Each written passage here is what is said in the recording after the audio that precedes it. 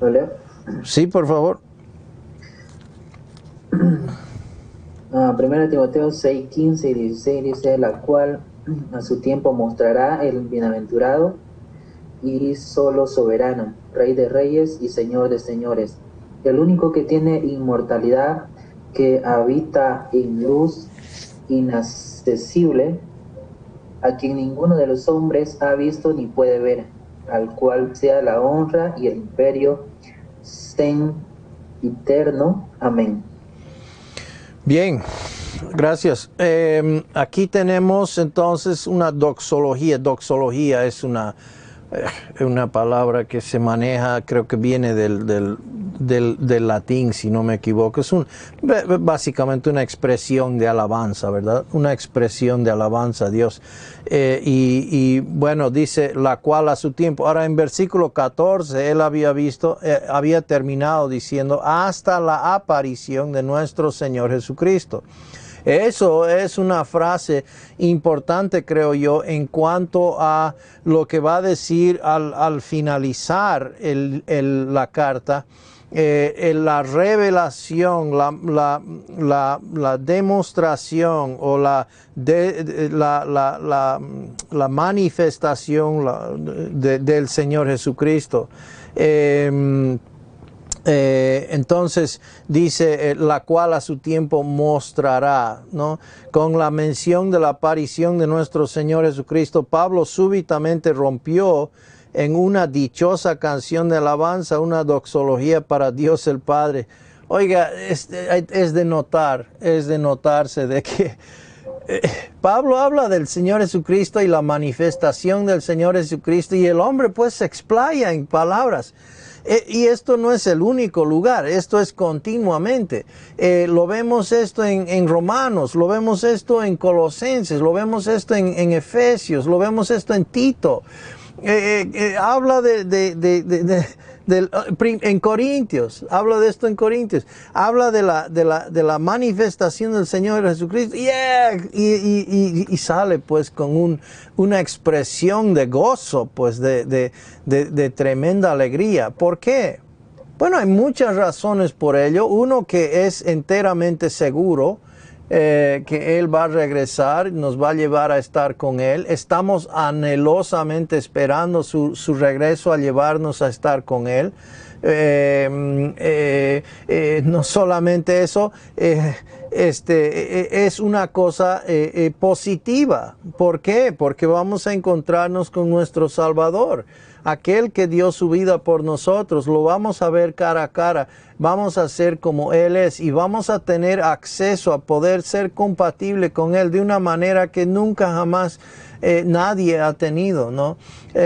Vamos a poder estar en la misma presencia, físicamente en la misma presencia de Dios, de una manera increíble. Cosas así que estamos esperando. No es que no tengamos la oportunidad de estar en relación con el Señor, de compañerismo, de amistad y de intimidad con el Señor el día de hoy por medio de su palabra, pero lo hacemos hoy, la relación que tenemos, el andar, etcétera, es por fe. Es por fe. En aquel entonces la fe se convertirá en vista, ¿ya? Y wow, qué tremendo va a ser cuando se muestre nuestro Señor Jesucristo. Y Pablo no puede dejar una alabanza, ¿no? Se le sale naturalmente, sin una, ¿no? Es espontáneo, ¿ok? Y esto habla del creyente que está en una perspectiva correcta, que está caminando conforme al Espíritu, brota pues en espontaneidad de alabanza al Señor.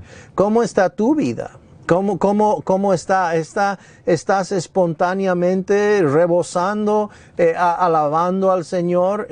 ¿Ves eso en tu vida? Y si no, entonces hay que preguntarse, pues, ¿qué es lo que está pasando? ¿Está tu vida un poco seco? ¿Está un poco, está rutinariamente? pasando por no, un día es igual que otro. No necesita ser así para el Hijo de Dios. Dios tiene un plan y propósito que pues es una vida que habla de abundancia, de bendiciones que son buenas y hermosas, ¿no? De parte de Él. Y no estoy hablando de bendiciones materiales, sino espirituales, que podemos experimentar el día de hoy. No necesitamos llegar al cielo para aquello, ¿verdad? Entonces, la cual a su tiempo manifestará con la mención de la aparición de nuestro Señor Jesucristo. Pablo súbitamente rompió en una dichosa canción de alabanza, una doxología para Dios el Padre. Eso no se puede manufacturar, eso no se puede imitar, hermanos. Y que esa genuinidad esté en cada uno de nosotros. ¿Por qué? Porque estamos caminando en el Espíritu, estamos caminando por fe, estamos en un andar con el Señor, meditando en ello de día y de noche. Y pues la expresión es natural, no es forzado, no es porque hay una reunión sucediendo, no es porque Él tiene que hablar así porque está por despedirse y tiene que dar unas palabras floreadas para que suene pues bien, ni modo, algo bonito habrá que decir, ¿verdad? Yo escribo muchas cartas de esa manera, porque pues hay que ser cordiales, hay que ser amigables, etcétera, ¿verdad?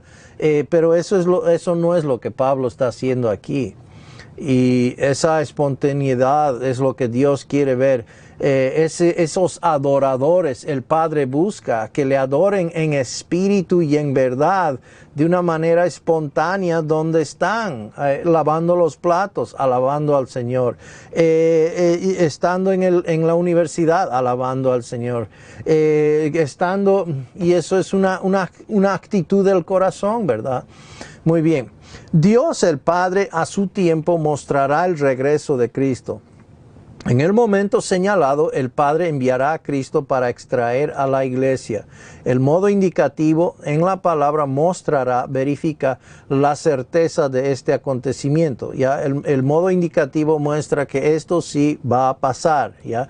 Sí o sí. Y como digo, a su tiempo mostrará. Y hay muchos pasajes que hablan de esto, ¿verdad? Que esto es una de las cosas, queridos hermanos, que debemos hablarnos, que debemos compartirnos de su regreso del Señor Jesucristo. Deberíamos animarnos los unos a los otros con estas palabras. ¿Por qué? Porque son pues de gran esperanza, son de mucho anhelo para el Hijo de Dios cuando se muestre el Señor Jesucristo, y el Padre lo hará en el tiempo y en el momento que Él destinó que se haga, ¿verdad?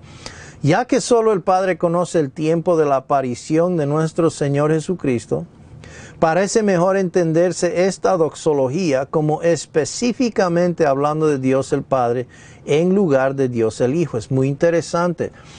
Aquí no está hablando, al parecer, del Hijo, aunque es cierto del Hijo. El Hijo es Dios, el Hijo es el Omnipotente, el Hijo es inmortal, el Hijo es luz, etcétera, etcétera. Pero el enfoque que Pablo tiene aquí es al Padre. Y es interesante, nos llama la atención eso. Esta interpretación se ajusta mejor al contexto. Mateo 24:36 nos dice, pero de aquel día y hora nadie sabe, ni siquiera los ángeles del cielo, ni el Hijo, muy interesante, sino solo el Padre. Entonces, este día lo tiene es separado, lo tiene conocido solo el Padre. Y entonces ese día, es un día que todos anhelamos, ¿no? Parece mejor entenderse entonces como esto es, como si fuera esto entonces el Padre Hechos 1:7 nos dice, Jesús les contestó, no les corresponde a ustedes saber los tiempos ni las épocas que el Padre ha fijado con su propia autoridad, ¿no? El Padre ha fijado, ya está fijado, sucederá con toda certeza, pero solamente es Él que sabe cuándo sucederá. El bienaventurado y solo soberano, Rey de reyes y Señor de señores. Además del culto a Diana, Éfeso era un centro de adoración al emperador.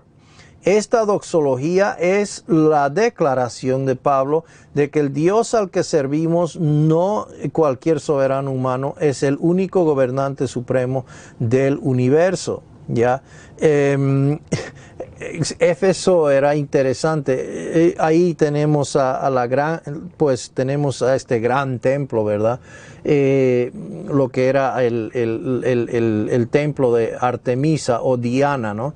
Diana es su nombre romano y Éfeso, Artemisa era su nombre griega.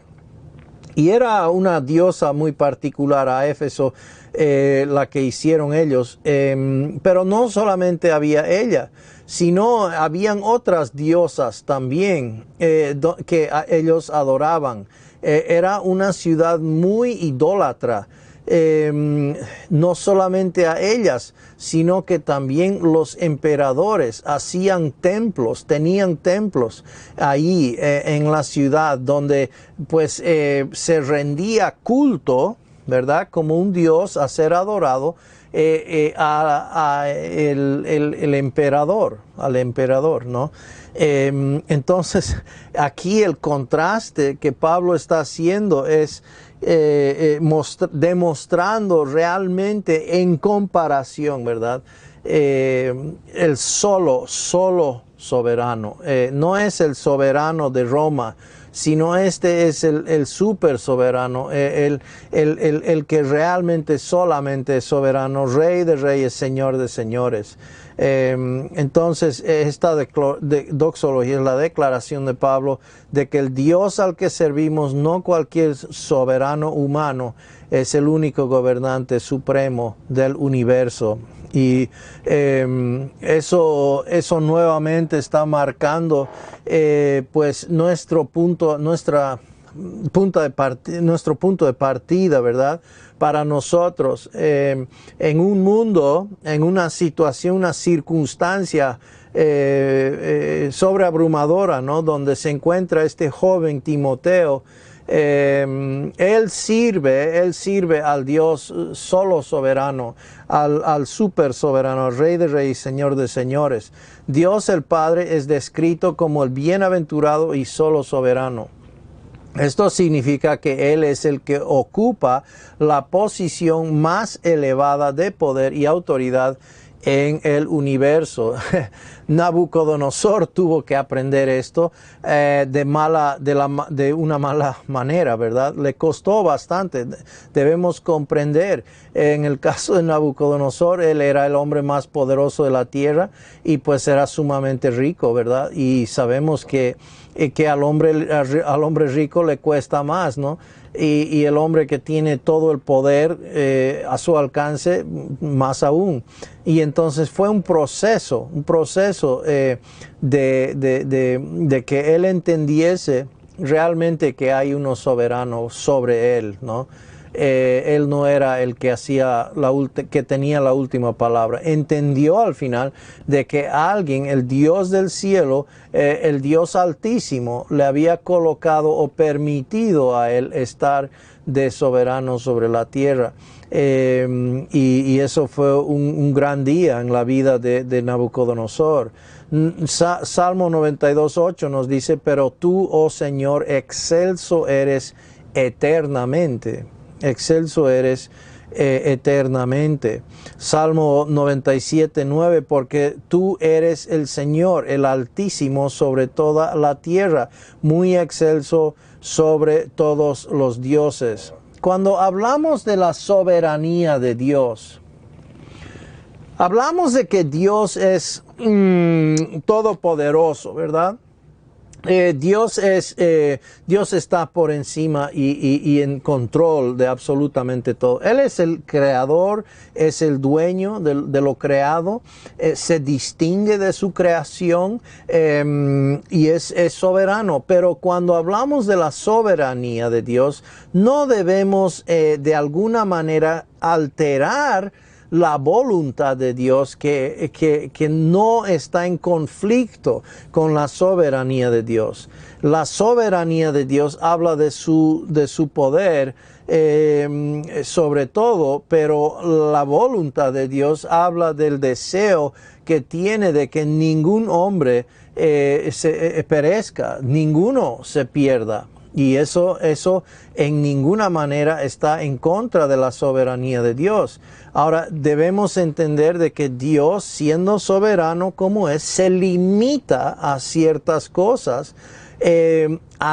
Por ejemplo, como creador, se limita a ser parte de su creación. Él participa con la creación, pero Él no es panteísta, Dios no es parte de la creación intrínsecamente, no es una extensión de Él, como algunos ven, ¿no? Que la naturaleza es Dios, que la naturaleza es una parte de Dios. No, Dios se limita a aquello. Dios es espíritu. Entonces debemos entender que Dios se limita en permitir que el hombre tenga la voluntad de poder ejercer su voluntad y responder a su llamado, a las cosas que Él soberanamente orquesta, ¿verdad? Los ángeles tenían, al menos al inicio, ellos hicieron su decisión, pero tenían una voluntad de poder elegir, ¿verdad? Hoy el hombre tiene eso, que Dios se limita en ese sentido. Dios, siendo soberano, no cree por uno. Eso es responsabilidad del hombre. Entonces, entendamos claramente que la soberanía de Dios no va en contraste o de una manera desequilibradamente en cuanto a su carácter, sus atributos. ¿Ya? Eso es muy importante entender, porque hay muchos que falsifican los atributos de Dios para hacer que Dios sea un Dios soberano que supuestamente desde antes de la fundación del mundo Él está eligiendo quién va a ser salvo y quién no va a ser salvo, y que supuestamente los que son salvos pues es por gracia, mucha gracia de parte de Él. Bueno, honestamente, eso es injusto de cualquier punto de vista, porque Dios tiene que dar privilegio o tiene que ser parcial con algunas personas para darles misericordia y otros no, ¿verdad? Entonces, eso hay que entender claramente. Dios es soberano cuando se trata de los reyes de la tierra, de sus proceder, sus planes y propósitos, pero no en cuanto a quién se va a salvar o no salvar. Eso no afecta. Dios se limita de aquello a propósito, permitiendo que el hombre tome su responsabilidad de responder a su llamado, ¿verdad? Y esto no afecta en nada la soberanía de Dios, ¿ya? Muy importante aquello. Entonces, Dios el Padre es descrito como el Rey de Reyes y Señor de señores, aunque los títulos también describen al Señor Jesucristo, es cierto, lo vemos eso en Apocalipsis 19:16. En este versículo se refieren específicamente a Dios el Padre, ¿no? 1 Corintios 15, 24, 28 explica que al final el Padre será irrefutablemente visto como Rey. sobre todos los reyes y Señor sobre todos los señores. ¿Ya? Eso podemos leer 1 Corintios 15, 24 a 28 nos dice así: entonces vendrá el fin cuando Él entregue el reino al Dios y Padre, después que haya terminado con todo dominio y toda autoridad y poder. Eso vemos entonces la soberanía, el actuar de Dios ahí, ¿verdad? Pues Cristo debe reinar hasta que haya puesto a todos sus enemigos debajo de sus pies. Y el último enemigo que será eliminado es la muerte, porque Dios ha puesto todo en sujeción bajo sus pies. Pero cuando dice que todas las cosas están sujetas a Él, es evidente que se exceptúa aquel que ha sometido a Él todas las cosas. Y cuando todo haya sido sometido a Él, entonces también el Hijo mismo se sujetará a aquel que sujetó a Él todas las cosas, para que Dios sea todo en todos, ¿no? Entonces, hablaba previamente de Nabucodonosor, allá en Daniel 4, ¿verdad? Y Nabucodonosor dice esto en estos son, estas son las últimas palabras que tenemos grabadas de Nabucodonosor. Dice así: pero al fin de los días, yo, Nabucodonosor, alcé mis ojos al cielo y recobré mi razón, bendije al Altísimo y alabé y glorifiqué al que vive para siempre.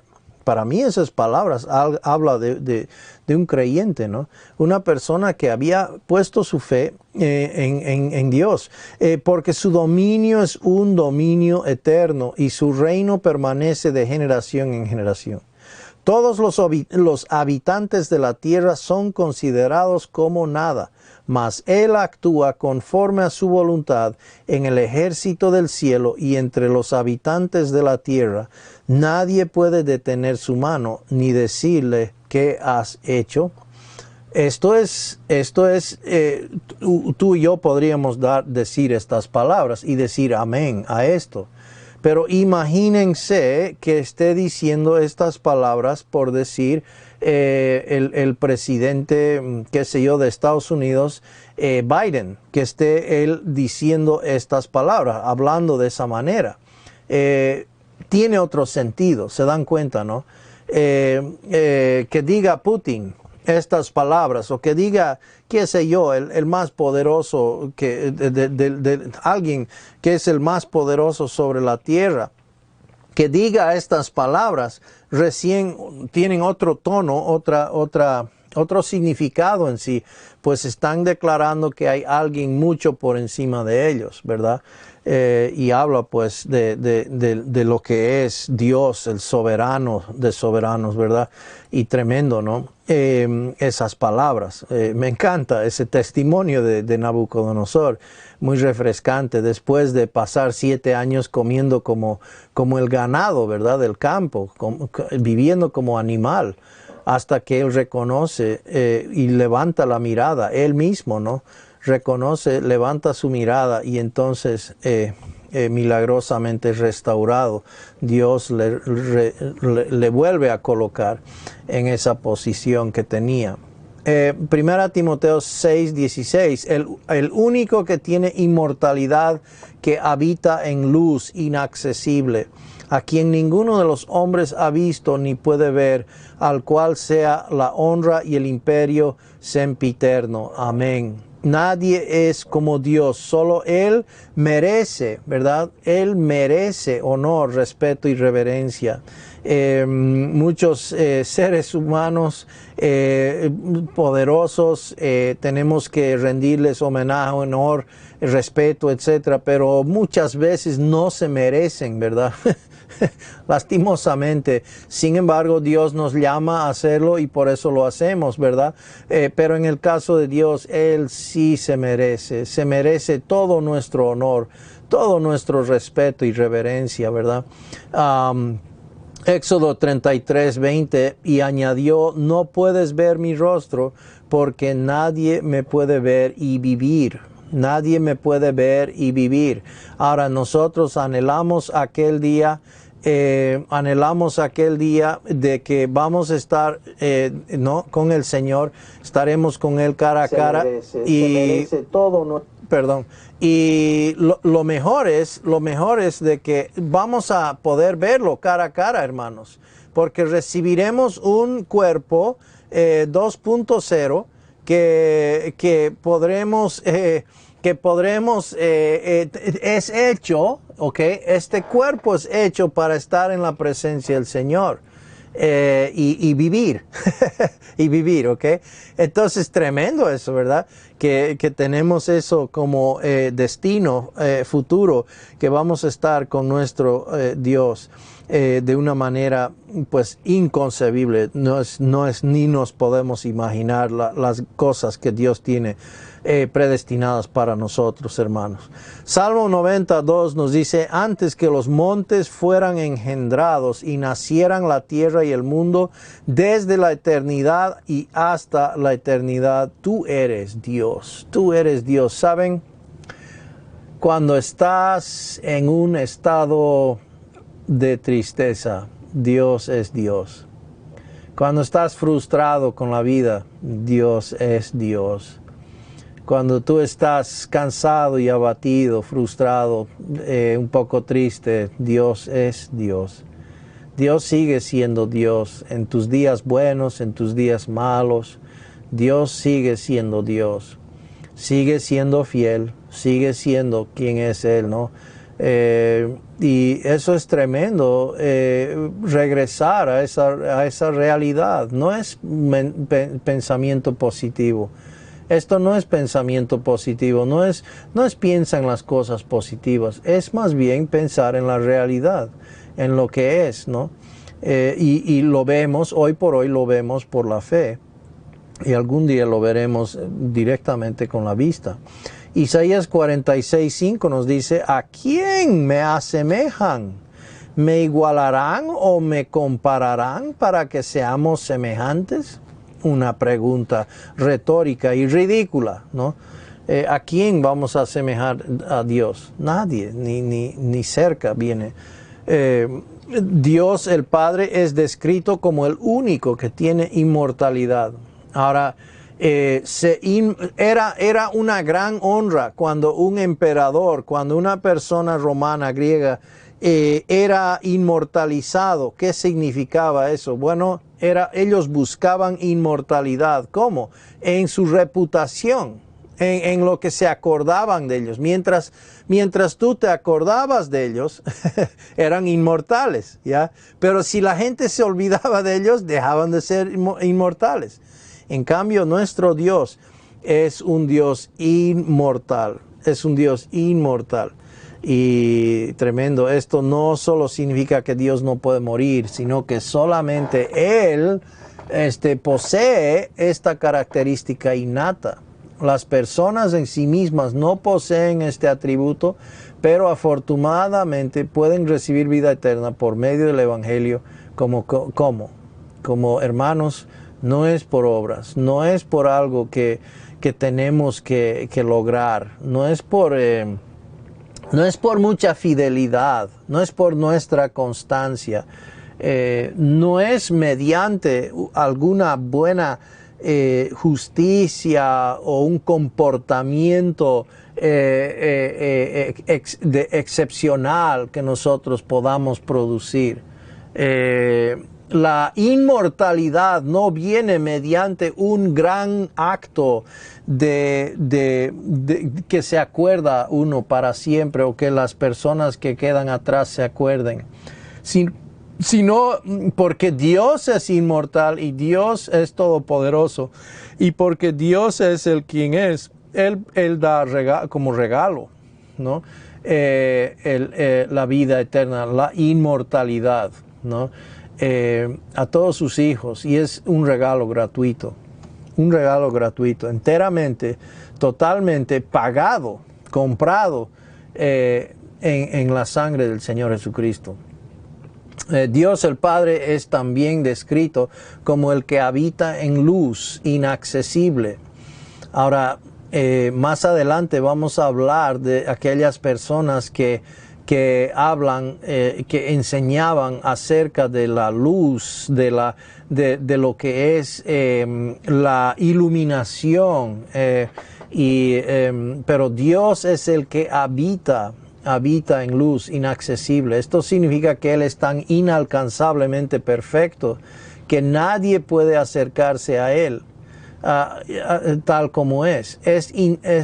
Si intentara hacerlo, morirá. Eso es algo que es a veces mal comprendido de parte de Dios. Debemos entender que Dios es amor, es cierto, ¿ya? Dios es amor y lo demostró en la cruz. Pero debemos entender de que Dios es absoluto y perfectamente, no desde nuestra norma, sino absoluta. Y saben, no hay nada absoluto en esta vida. No hay nada que sea absoluto en esta vida. Menos, y en el caso de Dios, sí, es perfecto y absolutamente justo, santo. Y aquí es perfecta luz. Ahora, la luz sabemos que es el elemento más, es el más constante y es el más absoluto, ¿no? En su manejo, no cambia de velocidad y diferentes cosas así. Sin embargo, Dios habita en luz inaccesible. Voy a apagar aquí el micrófono de alguien. Por la B. ¿Puedo mutear? Ok, gracias. Entonces, eso es lo que pasa es que con Dios es absoluto y totalmente justo. Por eso cuando compartimos, jóvenes, el Evangelio, no empezamos el compartir el Evangelio por la pecaminosidad del hombre.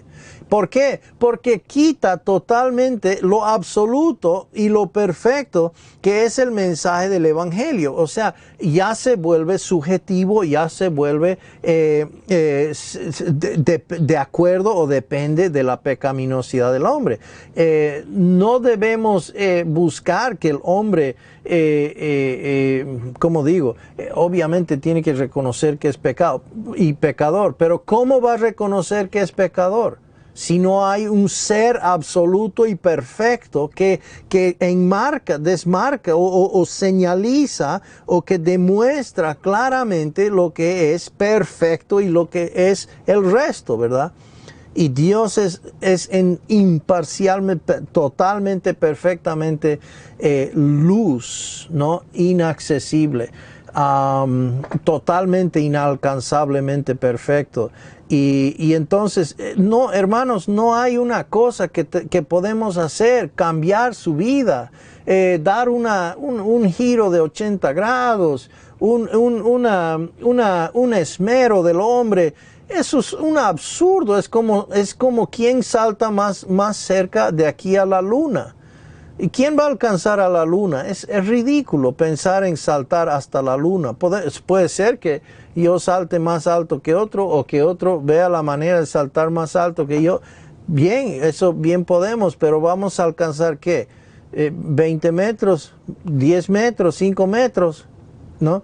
Y es un absurdo tratar de pensar que por medio de nuestro cambio de sentimiento, nuestra mucha pena, nuestro remordimiento, vamos de alguna manera a alcanzar a estar alcanzable con ese Dios. No, imposible. Tenemos que entender que no hay ni por si acaso la más mínima idea de que vamos a poder. Y creo que hoy por hoy no se está compartiendo el Evangelio de esa manera, con ese Dios que es puro y perfecto, inalcanzable, ¿no? Y entonces el sacrificio que hizo el Señor Jesucristo en realidad no tiene un valor más allá de lo que es la pecaminosidad del hombre. Pero entonces la obra del Señor Jesucristo es mostrar su amor por mí. Bueno, pues mucha gente muestra su amor de muchas diferentes maneras y eso eso puede ser muy emocionante o me puede conmover los sentimientos, pero eso no es ni por si acaso lo que es todo el mensaje del Evangelio. ¿Se dan cuenta, no? Y entonces creo que, hermanos, el tema de hoy que se está viendo, que la gente en realidad no está colocando su fe en la persona y obra del Señor Jesucristo. ¿Por qué?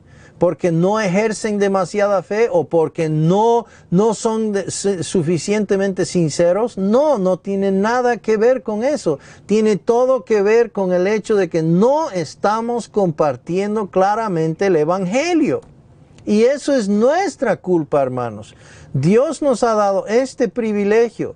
Dios nos ha dado esta responsabilidad. Nosotros somos los agentes que tenemos que comunicar el mensaje de buenas nuevas, ¿no? Y en Jesucristo. Y si no lo hacemos claramente, entonces obviamente la gente va a terminar creyendo en algo, en sí mismo, en su esfuerzo, en su cambio, etcétera, etcétera. Por tener vergüenza del Evangelio, por no hablar claramente el Evangelio, estamos dando métodos en vez del el mensaje puro del Evangelio, ¿no? Y hermanos jóvenes, que lo tengamos bien en claro. ¿Cuál es el Evangelio? Y no tener pena.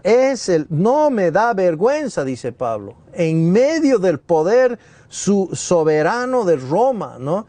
No me da vergüenza, ¿no? No me da vergüenza. ¿Por qué? Porque es el poder de Dios, ¿no? Para para salvación a aquel que cree. Entonces, no podrás ver mi rostro y vivir, ¿no? De ninguna manera. A no ser que Cristo es tu Salvador y Él vendrá y te llevará con Él. Ahí sí podrás verlo y vivir, pero eso es la única manera. Jesús dijo, yo soy el camino y no hay otra forma. Dios el Padre es descrito como a quien ninguno de los hombres ha visto ni puede ver. Esto se refiere a ver a Dios en su verdadera esencia, ¿no? Juan 1:18 dice, a Dios nadie le vio jamás, el unigénito Hijo que está en el seno del Padre, Él le ha dado a conocer. Entonces, Cristo vino a exponer al Padre, ¿verdad?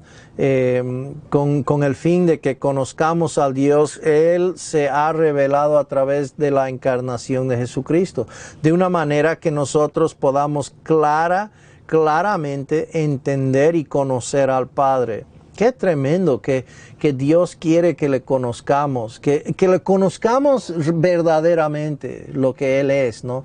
En su esencia, de una manera que uno como ser humano pueda comprender, una pequeña manera, ¿no?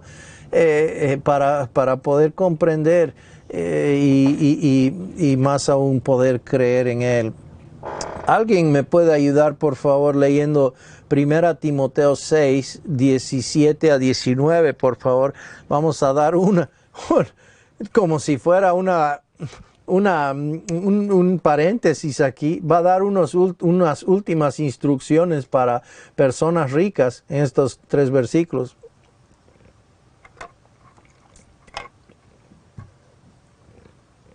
Hermano, ¿lo puedo leer yo? Claro, hermana, por favor.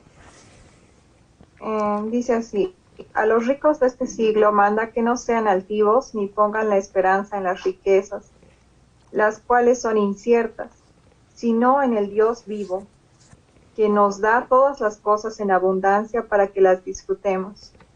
Que hagan bien, que sean ricos en buenas obras, dadivosos, generosos, atesorando para sí buen fundamento para lo porvenir, que echen mano de la vida eterna. La perspectiva de Dios, ¿verdad? Hoy por hoy el mundo tiene un concepto de que hay que hacer pagar a los ricos y que tienen que sentirse culpa, ¿verdad? Y malvados, ¿verdad? Por tener lo que tienen y prohibido que lo disfruten, ¿no? Pero aquí tenemos otra perspectiva y es algo muy interesante que Dios dice, ¿no? nos ha dado estas cosas para disfrutarlas.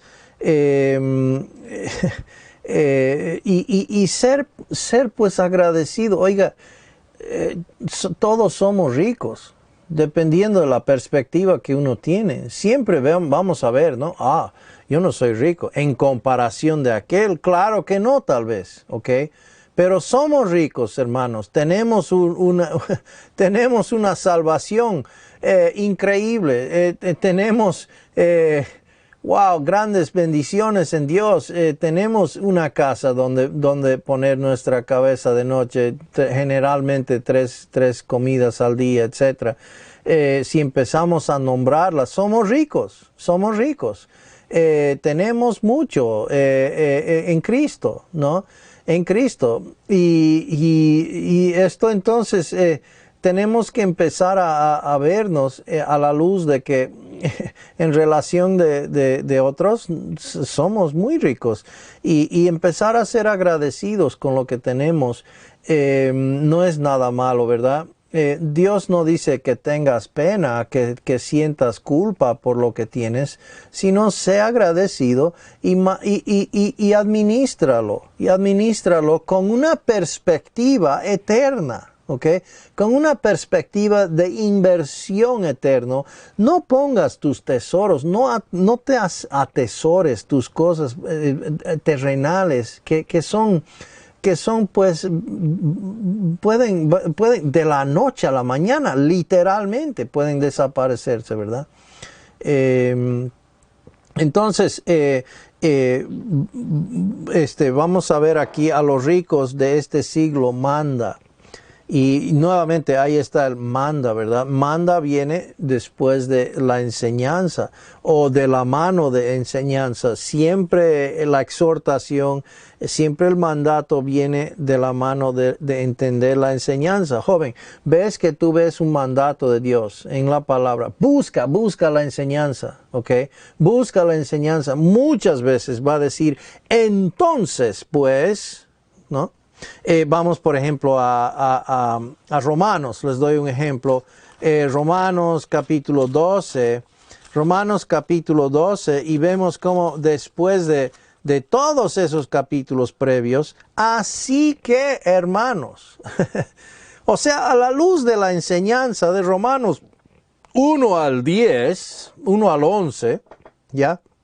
Así que, hermanos, lo más lógico es porque se presenten como sacrificio vivo.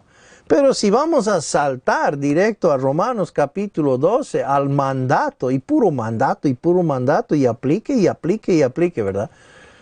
Si no es en base de la enseñanza, hermanos, terminamos mal.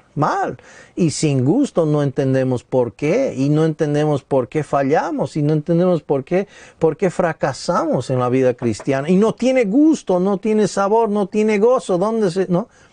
¿Por qué? Porque no está en base, tiene que ser en base de la enseñanza. Y entendiendo la enseñanza y volviendo y por fe contando en la realidad, ¿verdad? La realidad que la enseñanza nos da, la verdad nos da la realidad. Entonces, en base de eso, claro, lógicamente viene el mandato, y es por fe también, ¿no? Después de enseñar sobre los peligros del amor al dinero, en 1 Timoteo 6, 3 a 10, ¿se acuerdan esa sección que hablamos, verdad? Bueno, pues de que el contentamiento, ¿verdad? Versus el dinero, el amor al dinero, ¿no? El amor al dinero, el contentamiento, hay gran bendición en aquello. Entonces, Pablo amplió sus instrucciones a los creyentes ricos. Evidentemente en Éfeso habían personas pudientes, ¿no? Y aquí el tema no es condenarlos, no es hacerlos sentir culpables, sino que darles una perspectiva correcta hacia sus bienes en cuanto a los propósitos de la iglesia, etc. En griego manda es un imperativo de tiempo presente. Imperativo significa un mandato, ¿verdad? tiempo presente, es continuo.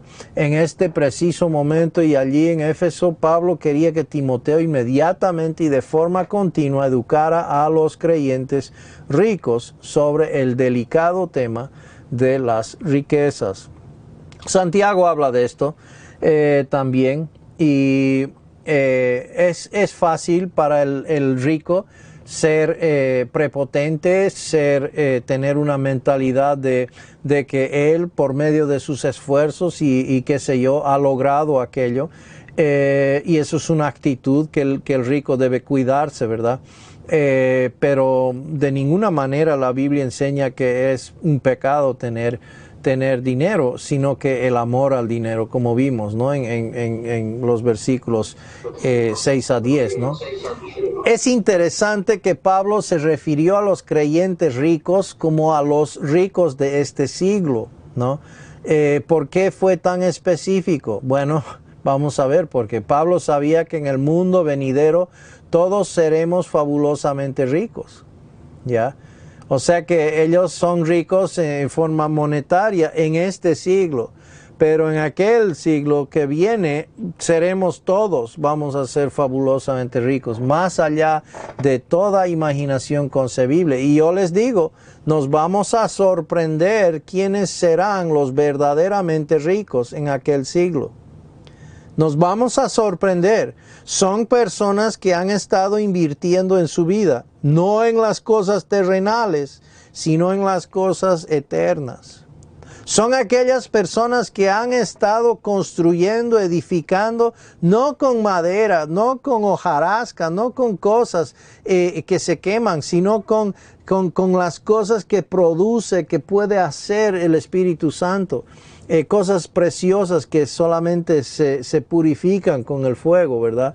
Las personas que caminan en el Espíritu están construyendo, están edificando eternamente, cosas eternas, de valor eterno. Y van a experimentar recompensas, riquezas. Interesante, ¿verdad? Juan 14, 1 al 4, ahora algunos se ofenden al decir eso. Ay, ¿cómo va a decir, hermano, que tenemos que caminar así, que construyendo riquezas en este mundo, etcétera, etcétera? Bueno, no lo digo yo, lo dice la palabra de Dios, está en la palabra de Dios lo enseña, ¿ya? No es implícitamente, está directamente enseñado. Las recompensas, etcétera, son cosas que Dios ha dejado. Entonces, yo lo tomo así, lo tomo por fe, que Dios lo dio por alguna razón, tal vez porque nos conoce y bueno, pues lo aceptamos y lo tomamos de Él, ¿verdad? Dice Juan 14, 1 a 4, no se turbe su corazón. Crean en Dios, crean también en mí. En la casa de mi Padre hay muchas moradas. Si no fuera así, se lo hubiera dicho, porque voy a preparar un lugar para ustedes. Y si me voy y les preparo un lugar, vendré otra vez y los tomaré a donde yo voy. O sea que ¿por qué se está demorando Cristo? Bueno, pues está construyendo, preparando el lugar, ¿verdad? Y eso es perfectamente, va de la mano con la boda judía, etcétera, ¿no? Dice, y si voy, les preparo un lugar, vendré otra vez y los tomaré a donde yo voy, para que donde yo esté, allí estén ustedes también, y conocen el camino donde voy. Entonces, Cristo está preparando moradas, muchas moradas hay, ¿no? Entonces, Romanos 8, 18, pues considero que los sufrimientos de este tiempo presente no son dignos de ser comparados con la gloria que nos ha de ser revelada, ¿ya? Somos ricos, ¿ok? Somos ricos. Pero que nuestros corazones no estén depositadas en las riquezas de esta tierra, sino mirando hacia lo que nos espera. Y si Dios nos ha bendecido con riquezas económicas, monetarias, pues ¿por qué no entender que todo lo que tenemos viene de Dios, ¿no? Y que eso puede ser pues utilizado, ¿verdad? Para los propósitos de Dios. Pues entonces, ¿por qué es tan específico, verdad?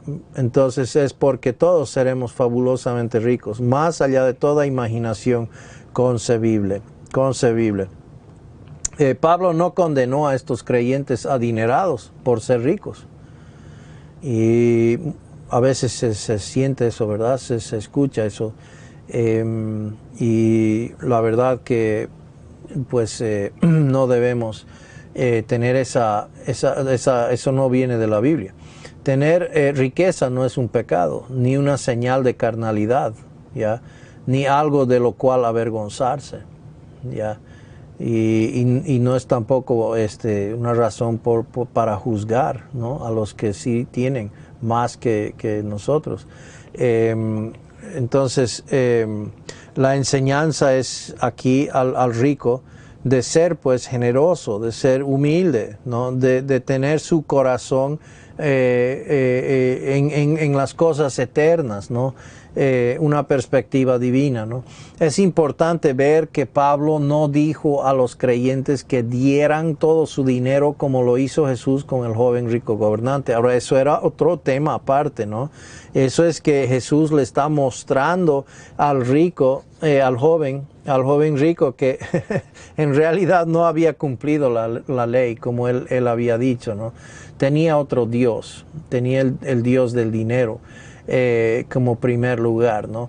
Y entonces eso le dio, en otras palabras, Cristo le aclaró la ley, el espíritu de la ley, y él lo había quebrado, ¿no? Cosa que Cristo lo hizo para que el joven rico se diera cuenta de que él no tiene la justicia suficiente para entrar al reino de Dios. Tenía que creer en el Mesías para entrar en el reino de Dios. Cristo quiere usar personas de todos los niveles económicos en la edificación de su iglesia. Sin embargo, aquí en este pasaje, Pablo dio 7 exhortaciones a los creyentes adinerados para mostrarles cómo podían ser usados de manera significativa por Dios en el avance de sus propósitos, ¿ya? Entonces en el ministerio de la iglesia hay lugar para personas con dinero, ¿verdad? El ministerio de ellos es dar, es compartir, ese es su ministerio, es un ministerio hermoso cuando la gente lo comprende así, ¿verdad? No es para manipular, no es para tener el poder, no es para, ¿no? Sino simplemente dar al Señor, dar como para el Señor. Qué lindo cuando los hermanos dan valorando desde una perspectiva eterna y no temporal. ¿Qué hay en esto para mí, no? Algunos dan buscando recibir algo ¿no? De algún valor, ¿no? Y bueno, eso no sería, ¿no? Lo correcto, sino dar de un corazón agradecido. Sean humildes. A los ricos de este siglo manda que no sean altivos. Y como dije anteriormente, ¿no? Hay esa tendencia. Oh, yo trabajo más que cualquiera. Oh, yo soy, ¿no? Yo realmente y saben, muchos ricos sí se cuidan, sí trabajan muy, muy duro. Es cierto eso, ¿verdad? Son muy inteligentes, etcétera, etcétera. Algunos no, algunos simplemente caen justamente tienen un buen negocio que justamente les fue súper bien. Y claro, Dios está en eso, ¿no? Pero los creyentes ricos no deben ser prepotentes, orgullosos o arrogantes. No deben asumir que su riqueza material indica una bendición más completa del Señor o que los lleva a un estatus especial, ¿verdad? De superioridad sobre los demás. Esa persona que está mirando las cosas materiales físicamente es una persona carnal, ¿ya? Esa persona falta pues comprensión, ¿verdad? Que todas las cosas que tenemos vienen de Dios y entonces Proverbios 10:22 vamos a ver más adelante, pero Deuteronomio 8:18 como principio, pero acuérdate del Señor tu Dios, porque Él es el que te da poder para hacer riquezas. ¿no? A fin de confirmar su pacto, el cual juró a tus padres como en este día. Eso era verdad de Israel, pero como principio también a nosotros, ¿no? Sean sensatos. A los ricos de este siglo manda que no pongan la esperanza en las riquezas, las cuales son inciertas. Las riquezas de este siglo, nuevamente, la sabiduría de este siglo, las riquezas de este siglo, que pues son en otras palabras, de esta tierra, de este tiempo, es incierto, ¿no? Los creyentes ricos no deben fijar su esperanza en las riquezas. Las riquezas literalmente pueden estar aquí hoy y desaparecer mañana, como en muchos casos lo ha pasado, ¿no? Cosas como las economías inestables, los climas políticos cambiantes, la guerra, la salud y el robo pueden destruir las riquezas, ¿verdad? Ustedes en Bolivia lo han experimentado, aquello, más aún Venezuela, fíjense bien Venezuela, ¿verdad?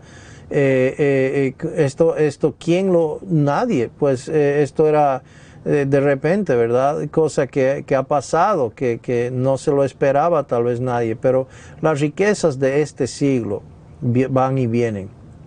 Y doy gracias que pues como creyentes podemos entender nuestra postura, no es en base, nuestro nivel o nuestra riqueza no está en el dinero aquí, en este siglo, sino en el más allá.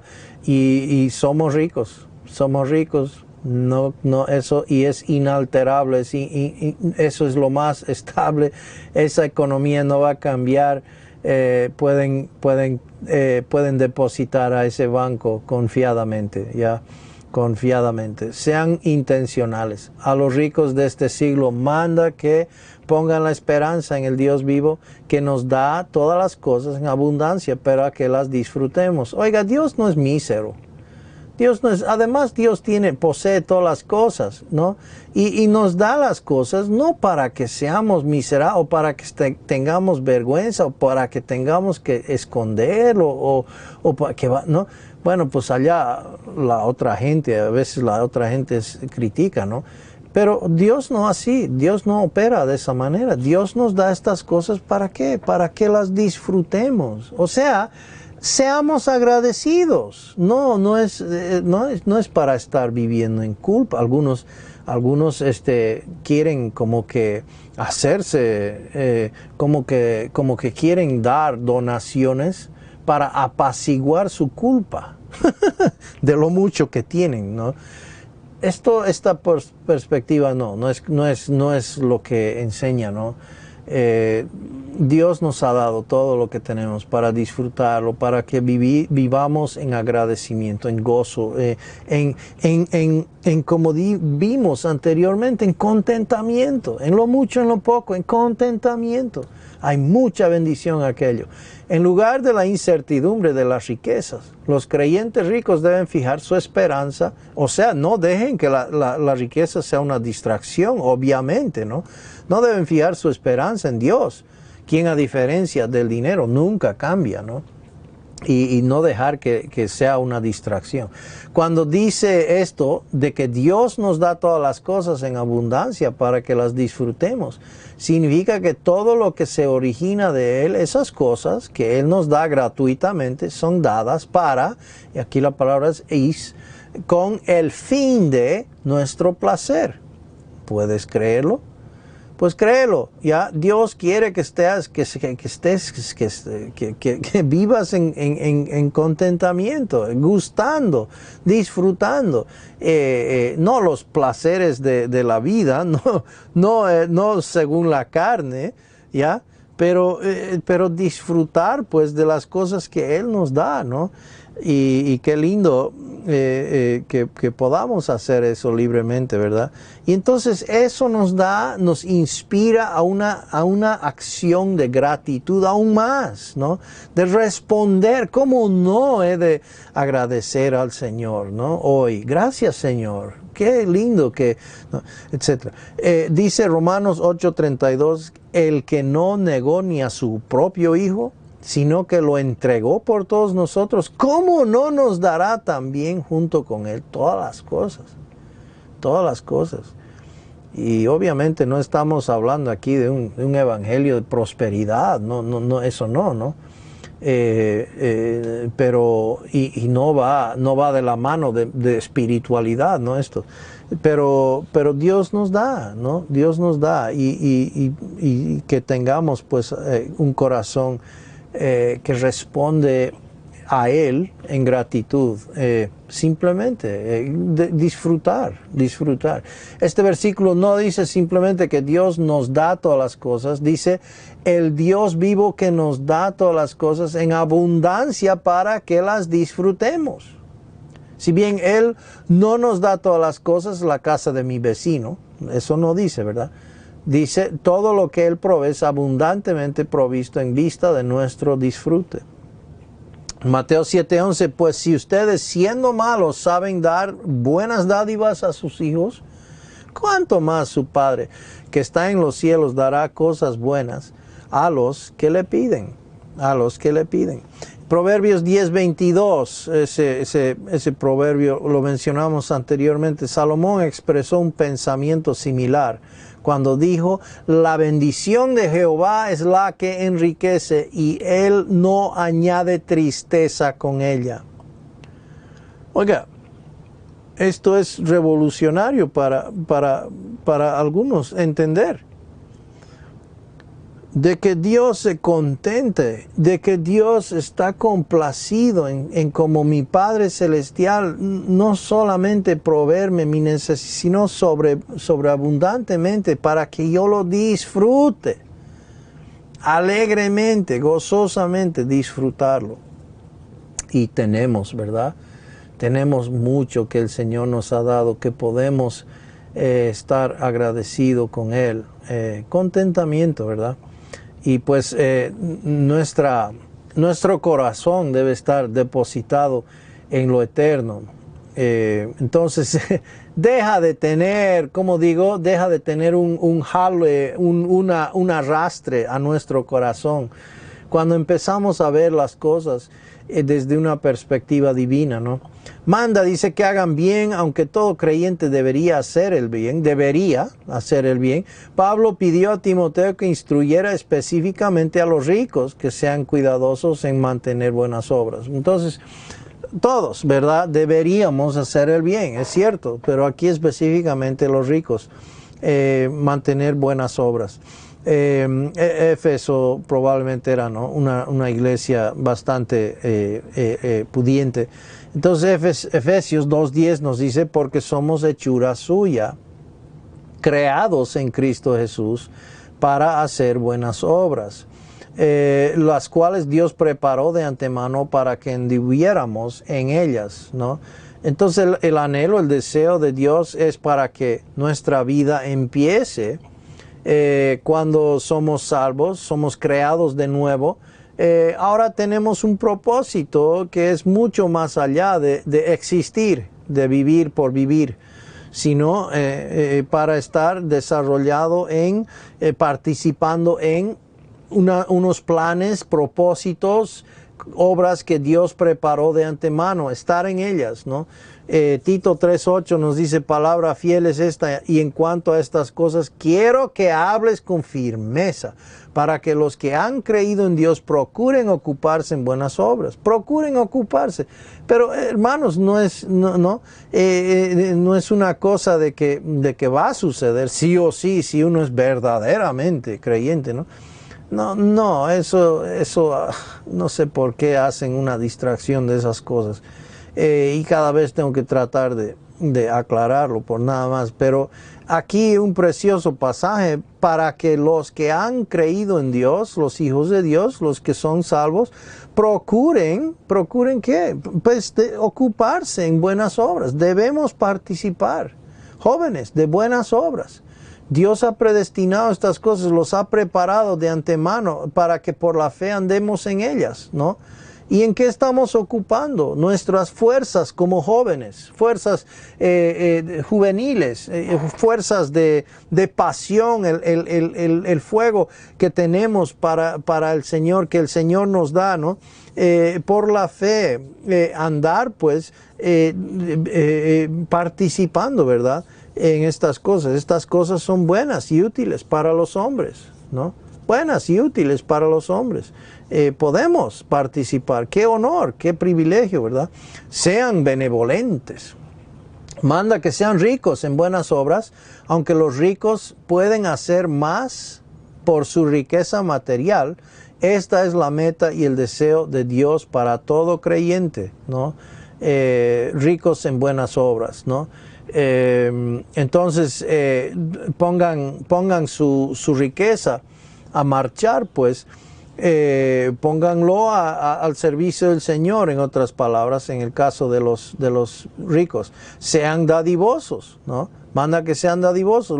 Los creyentes ricos deben ser instruidos para ser caritativos, ¿no?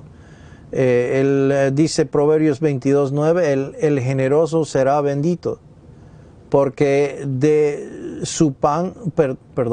porque da su pan al pobre. Dice 2 Corintios 9:6-8, pero esto digo, el que siembra escasamente también segará. Y el que siembra abundantemente también segará. Que cada uno dé como propuso en su corazón, no de mala gana, ¿no? Ni por obligación. Ahí está el diezmo. Porque Dios ama al que da con alegría, ¿ok? O sea que la condición, el estándar para el creyente en la edad de la iglesia no es obligación, no es un porcentaje, no es de mala gana, forzosamente, sino que es con alegría, dar gozosamente como predispuso en su corazón. Entonces, dispón en tu corazón y da alegremente, gozosamente.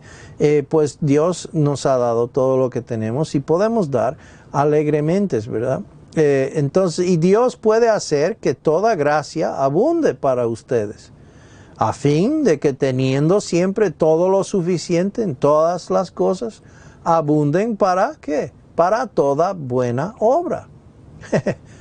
Entonces, muy hermoso poder apreciar aquello de parte de lo que Dios nos dice, ¿no? Los creyentes ricos están en posición de contribuir considerablemente a sus iglesias locales y misiones, ¿no? Y es necesario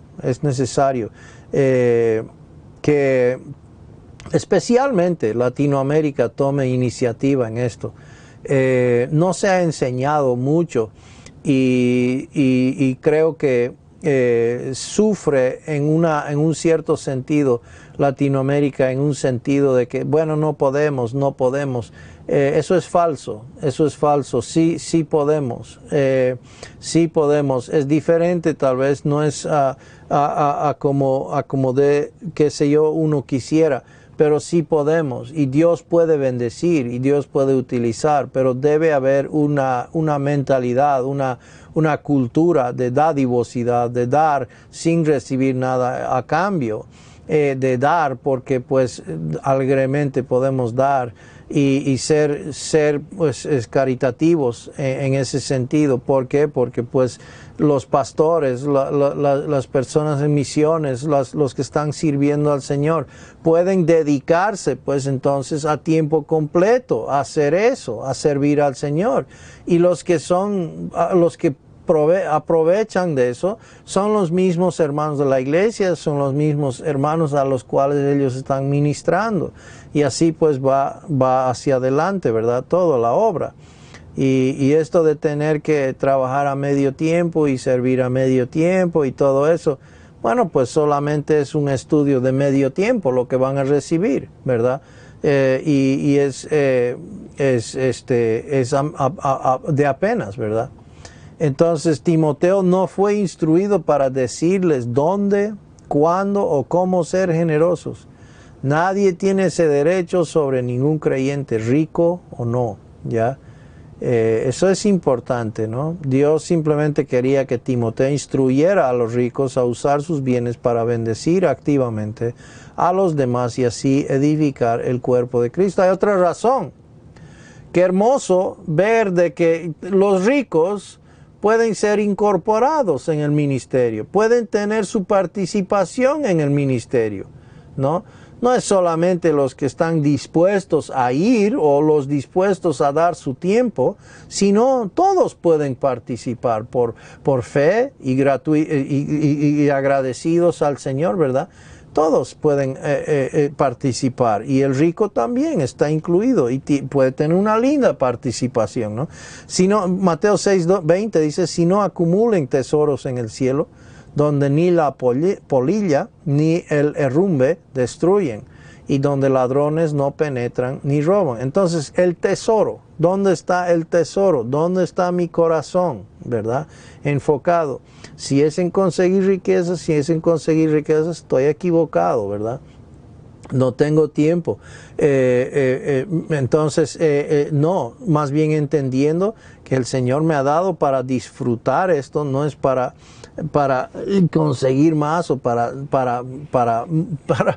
morir. Me decía un coreano, un amigo que conocimos aquí, llegaron y se puso el hombre a trabajar, tenía 3 trabajos, creo, en un momento dado. Y me dice, John, tengo harto dinero, pero no puedo disfrutarlo, ¿ya? Tengo harto dinero, no tengo tiempo para disfrutarlo. Y eso es la verdad, lo que sucede en muchos casos. Muchos están tan enfocados y tan preocupados en conseguir riquezas, no tienen tiempo para disfrutarlo.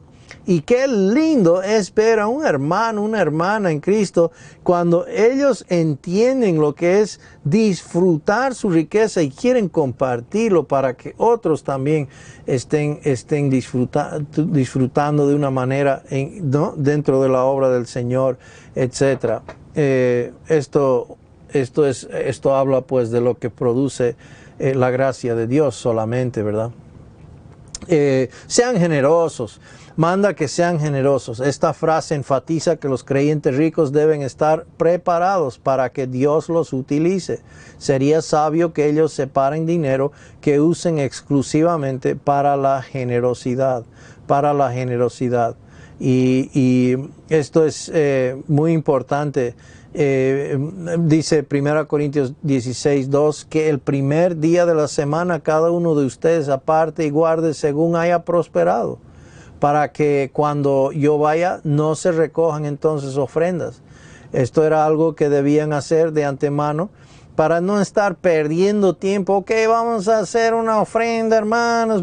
No, que cuando él iban a hacer la enseñanza, iban a aprovechar bien el tiempo, ¿no?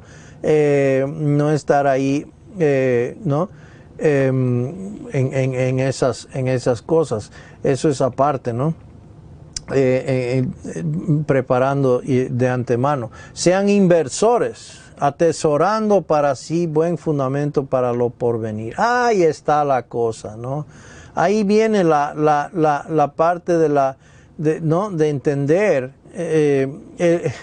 el buen fundamento para lo porvenir. Al dedicarse a las buenas obras mencionadas en 1 Timoteo 6, 17 y 18, los creyentes ricos realmente acumularán tesoros para sí mismos en el cielo.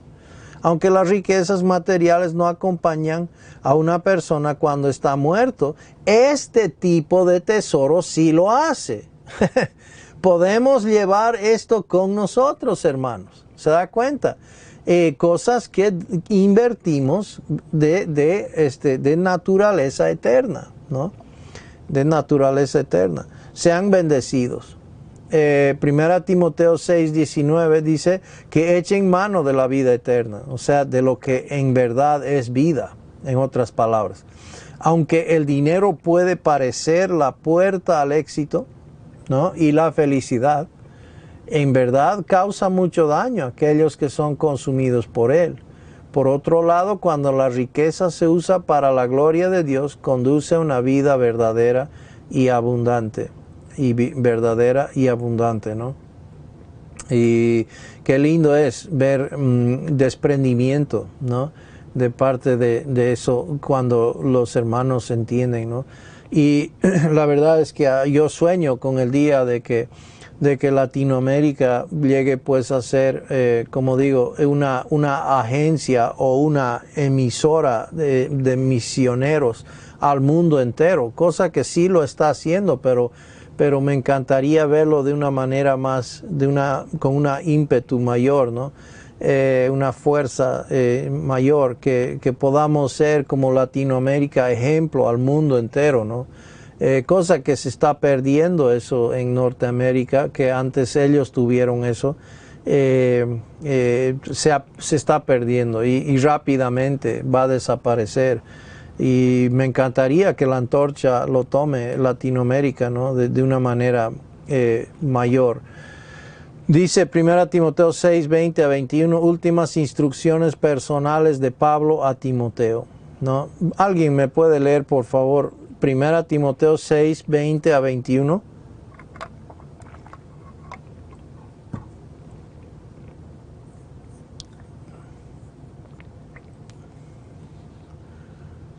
Yo, hermano. Ok, perfecto. Oh, Timoteo, guarda lo que se te ha encomendado. Evita las profanas pláticas sobre cosas vanas y los argumentos de la falsamente llamada ciencia, la cual profesando algunos se desviaron de la fe. La gracia sea contigo. Amén. Aquí tenemos entonces unas últimas instrucciones, y esto ya viene personal de Pablo a Timoteo. Oh, Timoteo, ¿no? Vemos esa expresión de Pablo, ¿no? Con su hijo espiritual. Una carga, ¿verdad? Pesada. Oh, Timoteo, guarda lo que se te ha encomendado. Entonces, tal vez ha estado decaído, un poco desanimado Timoteo, no han salido las cosas, raramente salen como uno desearía o el momento que uno desearía que salgan. El ministerio, jóvenes, es duro, no es fácil, no es fácil. El ministerio es duro y hay que depender del Señor. Hay que confiar en el Señor, y es la obra del Señor y es la batalla del Señor, ¿no? Y no es fácil, ¿no? Y bueno, probablemente estas palabras de esta carta le ha servido muchísimo. Es más, tengo evidencia que sí le ha servido a Timoteo y ha sido próspero en su ministerio. Vamos a ver eso más tarde. Oh, Timoteo, guarda lo que se te ha encomendado. Timoteo debía mantener un atento cuidado sobre lo que se le había encomendado, ¿no? Y el tesoro que te ha sido encomendado, dice 2 Timoteo 1:14, ¿no? Guarda mediante el Espíritu Santo que habita en nosotros. Guarda mediante el Espíritu Santo. Y esa palabra guarda, tenemos que entender esa palabra guarda. Vamos a mirar. No es guardar como practicar, no está diciendo eso, que lo practique, sino está diciendo guarda, protege, aférrate, ¿ya? Abrázalo, ¿ya? Pablo había encomendado a Timoteo el cuidado de la iglesia en Éfeso, entre otras cosas. Él era responsable de nombrar líderes, oponerse a los falsos maestros, enseñar los roles de los hombres, las mujeres, viudas, los esclavos, instruir a los ricos y vivir como un auténtico modelo a seguir, manteniendo la sana doctrina y un consecuente andar con el Señor. ¡Wow! ¿No? Y nada, no era chiste. Pablo había invertido mucho tiempo y la verdad en Timoteo. Él quería que Timoteo pasara fielmente a los demás lo que le había sido dado, ¿no? Lo que le había sido dado. Entonces guarda es la palabra tereo, y habla de aferrarse a aquello. Dice Filipenses 2, 19, 22, pero espero en el Señor Jesús enviarles pronto a Timoteo, a fin de que yo también sea alentado al saber de la condición de ustedes. O sea, Pablo confiaba en el ministerio de Timoteo que el Señor lo iba a usar. Dice, pues a nadie más tengo del mismo sentir y que esté sinceramente interesado en el bienestar de ustedes. Tenía un corazón de pastor, ¿no? Porque todos buscan sus propios intereses, no los de Cristo Jesús. Pero ustedes conocen los probados méritos de Timoteo, que sirvió conmigo en la propagación del Evangelio como un hijo sirve a su padre. Qué elogio, hemos hablado de esto, ¿no? Anteriormente, qué elogio más grande que se puede decir de un joven, ¿no? Y si quieres impresionar, joven, a una persona mayor, pues ahí están tus palabras de enfoque. Pero obviamente tú en tus fuerzas, tú haciéndolo a tu manera, tú en tu esmero, sea grande o no, no vas a poder. Esto es alcanzable mediante el poder del Espíritu únicamente, ¿no? Pero con la instrucción que da en la palabra, o sea, en este libro, ¿no? En esta carta. Evitando las profanas pláticas sobre cosas vanas. Timoteo debía guardar lo que se le había confiado a su cuidado, evitando las profanas pláticas sobre cosas vanas. Esta carta él debía guardar, estas palabras, esta instrucción, toda la instrucción que él había recibido de Pablo, guardar, aferrarse a eso, y pues no involucrarse, no distraerse con estas profanas pláticas, ¿no? Cosas vanas, profanas pláticas, cualquier cosa que no tenga relación con Dios es profano. Es decir, Timoteo debía mantenerse alejado del parloteo profano, infructuoso y secular, ¿no? Y hay mucho de eso, hay eso. Y uno puede distraerse de aquello fácilmente, ¿no?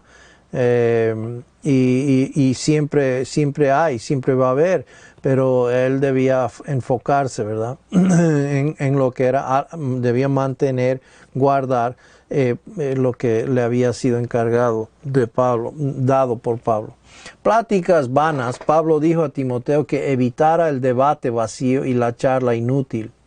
Anteriormente le dijo a Timoteo que dijera a ciertos hombres que no prestaron atención a fábulas y genealogías interminables. ¿Se acuerdan? Al principio dijo eso. Timoteo debía alejarse de este tipo de tonterías, no tratar de refutarlas a través de la apologética o la argumentación, cosa que termina siendo en muchos casos dando cabida, dando lugar a este tipo de argumentación. Y en realidad la gente no cambia, no tiende a cambiar de mentalidad, no cambia de forma de pensar, hermanos, mediante la argumentación, mediante la apologética en sí.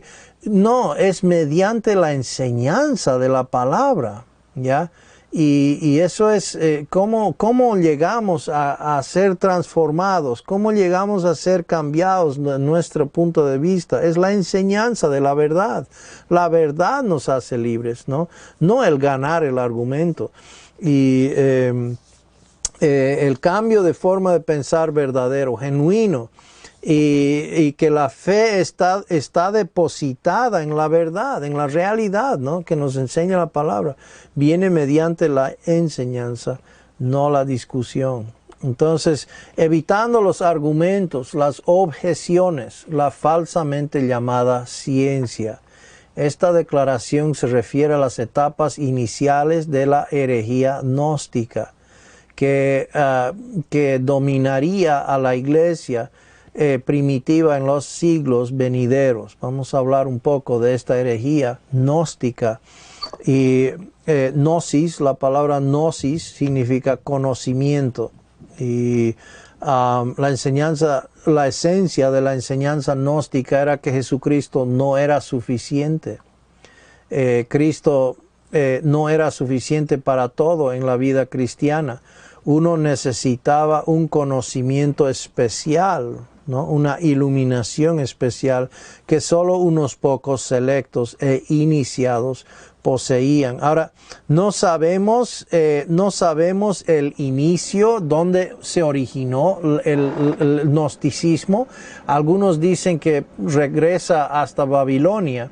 Otros lo toman por el lado del oriente. En sí no sabemos, pero los judíos antes de que venga el Señor Jesucristo, por ejemplo, hay mucho gnosticismo, alegoría, etcétera, dentro de lo que ya era la Septuaginta y lo que era mucha creencia judía antes que venga Jesucristo, inclusive, ¿no? En el primer siglo adelante. Pero cuando inició, pues entonces la iglesia, rápidamente, una de las primeras herejías que se infiltró fue esto. Ahora, algunos, es difícil decir o ponerle ponerle una definición o una cosa exacta en cuanto a esto del gnosticismo, pues abarca bastante, ¿no? Y hay diferentes ramas, no es nomás no hay solamente un padre del gnosticismo y ya, ¿no? Hay diferentes maneras y formas de pensar, pero básicamente estos enseñaban que la salvación es por conocimiento, no por fe. La Biblia claramente nos enseña que la justificación es por la fe, pero en este caso la fe no es suficiente o no es en realidad lo que uno debe buscar, es la iluminación. La salvación viene por iluminación, ser iluminado, ser conocido, ¿ya? Para un gnóstico el mundo creado es el problema, ¿ya? No el pecado. Ya, el mundo creado, lo físico es el problema, no el pecado. Lo material es malo, pero lo espiritual es bueno, ¿ya? Y eso es el gnosticismo de una manera desde sus inicios, ¿verdad?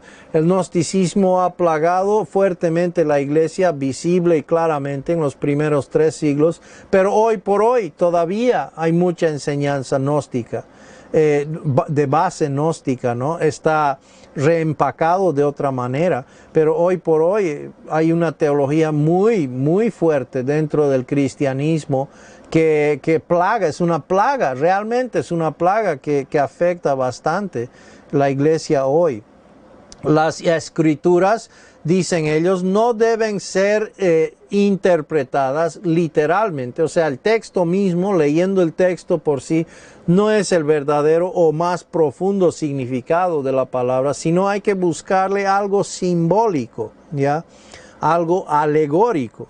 Constantemente buscan el significado más profundo escondido, ¿no? Pero a la vez ignoran el significado claro que enseña el texto, ¿no? Ireneo de Lyon,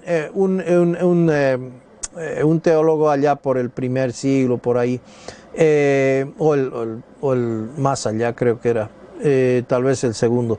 Dice, a la separación del gnosticismo del alma y cuerpo, esto es, él luchaba, ¿no?, contra esta herejía. A la separación del gnosticismo del alma y cuerpo, espíritu y carne, existencia neumática y animal, el cristianismo se opuso a la encarnación de Dios, ¿no? El hecho de que Dios se haya hecho hombre, de hecho carne, prueba que la redención y la resurrección de todo el mundo terrenal no es solo una posibilidad, sino una realidad. Y ahí es donde el gnosticismo no enseñaba, no creía, era una tendencia de que no, lo espiritual es lo bueno. Cristo era espiritual, pero no era humano. No vino en carne. Por eso es que Primera Juan habla bastante acerca de la humanidad, de que cualquiera que enseña que Cristo no vino en carne, esa enseñanza no es correcta, no es correcto eso. Y entonces esto es lo que estaba pasando. hablando un poco acerca de los Nicolaitas. Parece que los Nicolaitas, no sabemos exactamente, pero los Nicolaitas al parecer eran gnósticos, ¿ya? Y Apocalipsis 2.6 menciona estos Nicolaitas en cuanto a Efesios, ¿ya? En cuanto a la iglesia de Éfeso. Y creo yo de que es porque Pablo había dejado esta enseñanza clara a Timoteo y Timoteo se puso a trabajar ardientemente. Y por ende, la iglesia de Éfeso tenía esta fortaleza en protegerse en cuanto a esta enseñanza de los gnósticos. Apocalipsis 2.6, déjenme leerlo rápidamente, dice, pero tienes esto, le dice a la iglesia de Éfeso, que aborreces las obras de los Nicolaitas, las cuales yo también aborrezco. Jesús aborrece la enseñanza de los Nicolaitas. Eran gnósticos, probablemente gnósticos. ¿Por qué digo que eran gnósticos, etcétera? Bueno, porque justamente Ireneo también los menciona, ¿no? Allá por el primer, los Nicolaitas, dice, son los seguidores de este Nicolás, que fue uno de los 7 primeros ordenados al diaconado por los apóstoles. Ahora, obviamente, un creyente se volvió hereje, ¿no? Y se fue llevado por esta enseñanza, esta manera de pensar filosófica, gnóstica, que era prevalente en aquel entonces. Llevan vidas de indulgencia desenfrenada. El carácter de estos hombres se señala muy claramente en el Apocalipsis de Juan, cuando se los representa como enseñando que es una cuestión de indiferencia practicar el adulterio y comer cosas sacrificadas a los ídolos. ¿Por qué? Porque lo físico no importa, es malo. Todo lo físico es malo. Entonces solamente debemos concentrarnos en lo espiritual. Por tanto, la palabra también ha hablado de ellos así. Pero tú tienes esto, que aborreces las obras de los Nicolaitas, los cuales yo también aborrezco. Y se menciona también más adelante la sinagoga. Algunos creen que la sinagoga de Satanás se refiere a los judíos que habían agarrado, pues, abrazado esta enseñanza gnóstica. Entonces, básicamente, para entenderlo, es difícil colocarle una definición rápida o precisa. Pero generalmente, básicamente, lo que está hablando de la falta de la suficiencia de Cristo y que la fe salvación no es por fe, la salvación es por conocimiento, ¿ya? Y tienes que ser iluminado, ¿ya? Para ser salvo, ¿ya? Y como digo, hay teologías hoy en día que abrazan, que son de base gnóstica en la iglesia de hoy. Pablo dijo que esta ciencia no era ciencia en absoluto, ¿ya? Supuesta ciencia. Es un apelar y déjenme decirles, esto esto apela al intelecto mucho, ¿no? Esta enseñanza gnóstica, la forma de pensar gnóstica, buscando una supuesta ciencia escondida, ¿no? Más profunda que la persona normal que no ha recibido la iluminación del conocimiento no pueden apreciar. Hay que tenerles paciencia hasta que, boom, les llegue el conocimiento, ¿no? Colosenses 2:9-10 dice, porque en él habita corporalmente toda la plenitud de la deidad. O sea que habla de que él corporalmente, toda la plenitud de la deidad, y vosotros estáis completos en él. Cristo es más que suficiente para todas nuestras necesidades como creyentes. Espero que lo sabes. Espero que cuentas con ello de día a día. Estás completo en él, ¿no? Todo lo que tú necesitas para vivir una vida próspera, una vida magnífica en el Señor, es en que tú estás completo en Cristo. Ya has recibido, no busques recibir alguna otra cosa de parte de Cristo. Ya has recibido todo de Cristo. ¿no? Lo que hace falta es entenderlo, conocerlo según la verdad, para poderlo aplicarlo por la fe, para poder creerlo y contar con ello por la fe. 1 Timoteo 6:21, la cual profesando algunos se desviaron de la fe, la gracia sea contigo. Entonces la última frase aquí, profesando algunos se desviaron, ¿verdad? El significado original de profesar en griego clásico era hacer públicamente un compromiso. Entonces, una vez que una persona proclama públicamente una enseñanza herética, requiere una gran humildad para admitir que ha estado equivocada. Algunos maestros, en lugar de admitir que están equivocados, defienden empecinadamente su error. Y saben, honestamente, he conocido a muchos que tienen teologías que saben, no lo pueden dejar. Están equivocados, lo saben, pero no admiten, no pueden admitir estar equivocados. Y más bien se vuelven más tercos en su error por no admitir. Entonces, una vez que una persona proclama públicamente una enseñanza, es difícil volver atrás, muy difícil volver atrás.